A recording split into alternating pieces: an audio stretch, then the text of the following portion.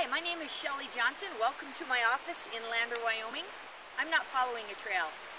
Well, obviously I'm just standing here on this piece of ground by the river. Metaphorically speaking, in my life, I'm choosing not to follow a trail. Recently I did a 2-week NOLS Backpacking course in the Brooks Range of Alaska. For 2 weeks we were north of the Arctic Circle. There are no trails in the 700-mile wide Brooks Range.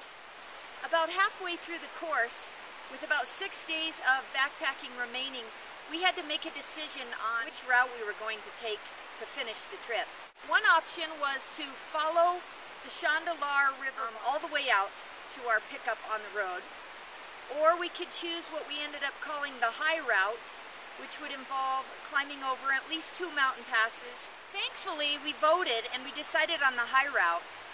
Now, don't get me wrong, there are far worse ways to spend 6 days than hiking along the Chandalar River in the epic Brooks Range of Alaska.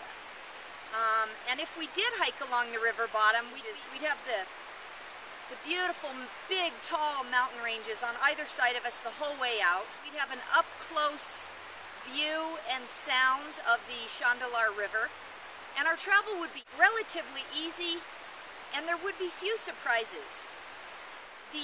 The cost would not be very high to take the river bottoms. But what we would have is we'd have 6 days of pretty much the same spectacular views and a little bit of lack of adventure because of the certainty that would come along with taking the river bottom. So I was glad we took the high route. Taking the high route meant that we'd have to do more route finding.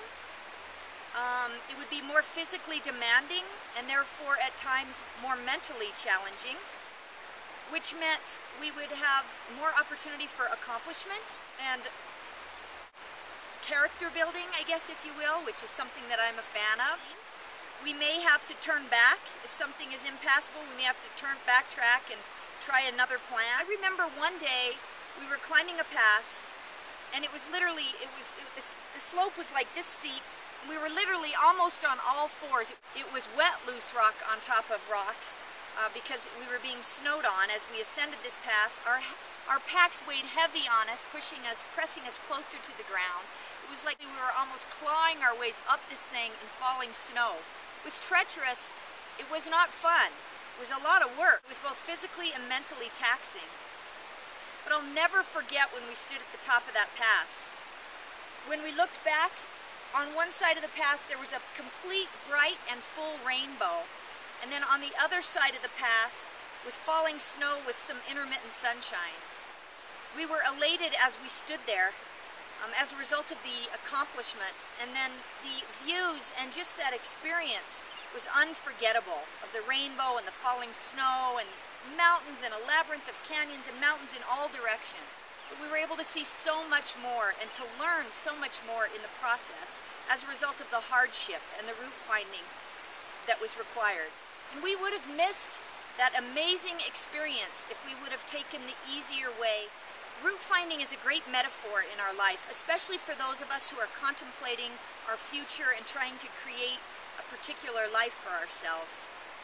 We get to choose the route that we take to get us there. And if you're following a path, I'm sure there are going to be learning opportunities and unforgettable sights and experiences, but it's well traveled and there are maps for it.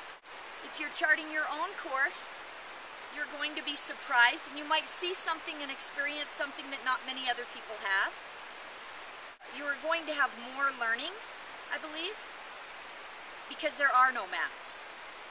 So there's no wrong answer, but it's something to ask yourself if you are traveling on a path or charting your own path.